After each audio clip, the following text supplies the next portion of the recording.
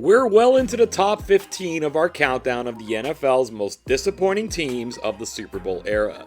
We had our third defending Super Bowl champion in the 2022 Los Angeles Rams at number 15, and while number 14 isn't a defending champion, they were oh so close. Before we get to them, let's first get to C-Score. C-Score is a metric created by this channel so that every single NFL team of the Super Bowl era can get a proper evaluation instead of just looking at their records. For a deeper explanation about how C-Score works, be sure to check out the description of this video. There is but only one way to make it onto this list. After putting up a season with a positive C-score, a team will then increase that score the following season while crossing the 15-point threshold. Then in Season 3, they drop into the negatives, with this one serving as the disappointment. The larger the drop from Season 2 to Season 3, the higher that disappointment will rank. For a franchise that has been defined by so close yet so far, the Minnesota Vikings of 2010 were only able to pull off the so far distinction. What was supposed to be a celebration of their 50th season as a franchise instead turned into a full-on display of what can go wrong, will go wrong. Just gonna jump in here for a second to thank you for joining us today. Please do the YouTube thing if it so moves you, like, share, subscribe, and ding that notification bell. It's a tremendous help to the channel. Let's kick this thing off. The 2008 season was a comeback year for the Vikings. They went 10-6 against the top 10 schedule and were crowned NFC North Division champions for the first time in 8 years. Above average pretty much across the board, they landed a C-score of 9.468. This also marked their first double-digit win total and their first playoff trip with a winning record since that 2000 season. This Vikings team was loaded with talent. The Williams wall of Kevin and Pat Williams on the interior defensive line was flanked by pass-rushing maven Jared Allen. Chad Greenway and Ben Lieber were an excellent linebacker combination. Antoine Winfield was a monster in the secondary. Steve Hutchinson was in the middle of a Hall of Fame career on the offensive line. A solid group of pass catchers was led by Bernard Berrien and is over 20 yards per reception. But the star of the show was running back Adrian Peterson, following up his scintillating rookie season with an NFL-leading 1,760 rushing yards. If Peterson rushed for fewer than 110 yards in a game, it was below average.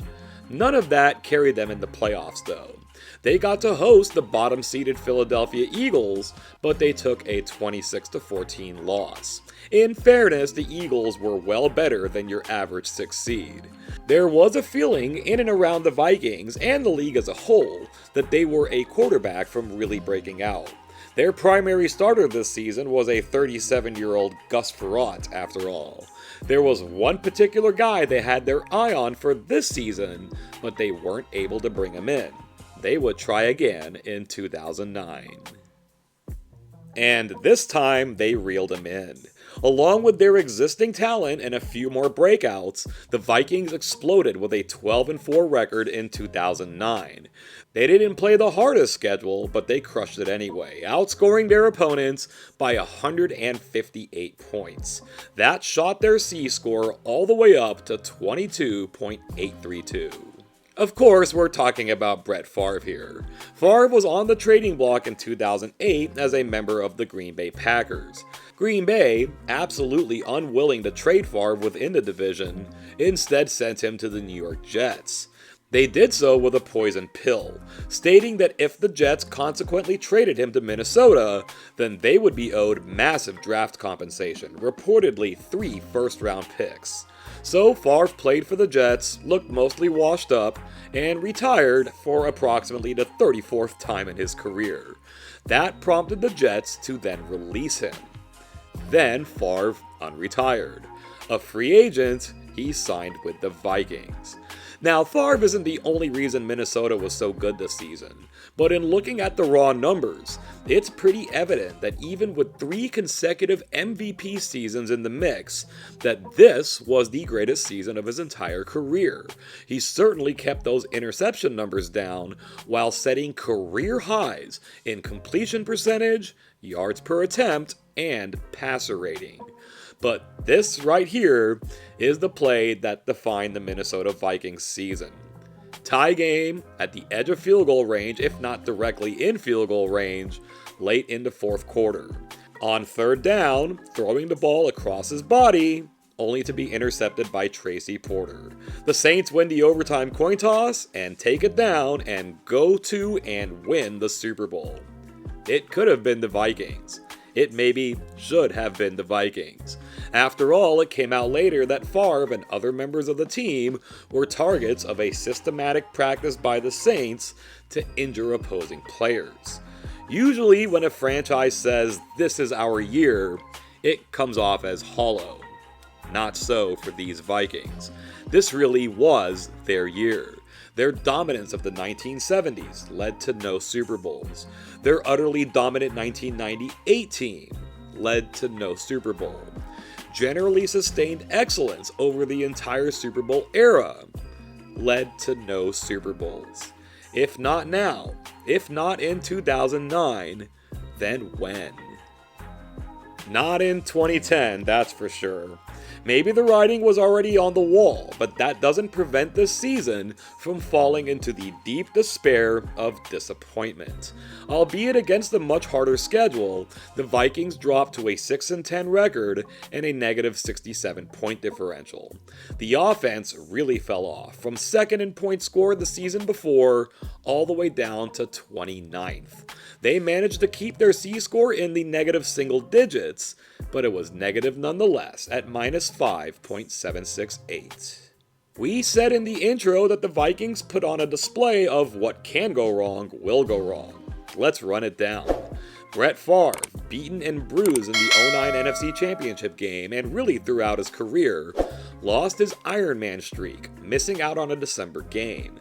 297 consecutive starts, 321 when including the postseason, over. Not to mention that he wasn't exactly playing that well before it happened. The legendary Randy Moss made a triumphant return to the team where he started his career. He lasted 4 games, and while he scored 2 touchdowns, he was waived. Afflicted with migraines since his childhood, second-year superstar in the making Percy Harvin collapsed due to a migraine attack during the preseason that literally stopped his heart. Heavy snowfall caused the roof of the Metrodome to literally collapse, providing a fitting metaphor for this team. The Vikings could probably count on one hand the number of players who were better in 2010 than they were in 2009, and they likely wouldn't need all 5 fingers. Head coach Brad Childress, seemingly always under fire, was finally out of time, fired after a 3-7 start. A 3-3 finish under interim and soon-to-be full-time coach Leslie Frazier cannot mask these final numbers. The last time they had a worse record was 9 seasons earlier in 2001. The last time they finished last place in their division was 20 years earlier in 1990. 1 season after sweeping their hated rivals, the Green Bay Packers, the tables were turned this season, with Green Bay getting the sweep, including a 31-3 shellacking in Minnesota. To make matters worse, Minnesota had to watch the Packers go on and win the Super Bowl. Just about the only positive to come out of this season was safety Madu Williams being named the Walter Payton Man of the Year. But even that comes with a sour taste, as Williams was released before the start of the 2011 season. As a member of the Redskins in 2012, he would nab himself a pick 6 against his former team. As stated earlier, a drop-off to a certain degree was to be expected this season, but the Vikings still entered the year as the 9th most likely Super Bowl champion according to the betting odds, and they had an over-under win total of 9.5, with only 5 teams rated out higher. The depths to which the bottom fell out remain stunning, leaving these Vikings as one of the most disappointing teams of the entire Super Bowl era. Although the 2010 Vikings won't like making it onto this list, perhaps they can take some solace in how clean their disappointment score is at precisely -28.6. No direct clue for who the next entry is, but we will say that they pulled off a trick relating to this countdown that no other team would dare to do. Make sure to join us for that next video to find out who it is. The Vikings are currently playing their 65th season as an NFL franchise. While they were crowned as NFL champions in 1969, the ultimate title of winning the Super Bowl slipped through their grasps. As is widely known, they still haven't won one. They haven't even been to one since 1976, which is even longer than I have been alive. The heartbreaks continue, even as recently as 2024, when they won 14 games and still couldn't win their division. They are the NFL's perennial bridesmaid, and would be the franchise whose first Super Bowl title, if and when that day arrives, will be the largest weight ever to be lifted off anybody's proverbial shoulders. Let me know your thoughts about this Vikings team, any Vikings team, the Vikings franchise as a whole, or anything else you may have on your mind, right down there in the comments section.